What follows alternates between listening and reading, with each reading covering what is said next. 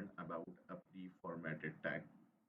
So in this tag, what we will be doing, so previously we have seen that if we write any paragraph in this format, so when we go on to the web page, it does not line break. So previously we have seen that how we can simply line break the single line.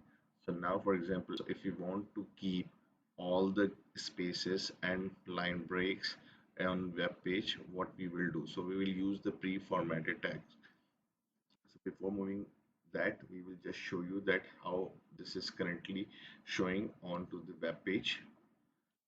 So here we can see that this is showing like this, that this is a paragraph line break. Now if we use the pre-tag, so then we can see that how it will. So once we open this pre-tag, we need to close this pre-tag as well.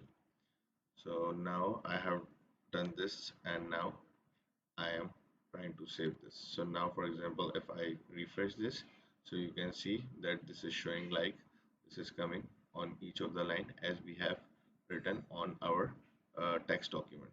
So now, for example, if you want to have more spaces, more line breaks, so we can use in this way. And if we save and try to refresh, so you can see that we have the same format as we have written on our text file.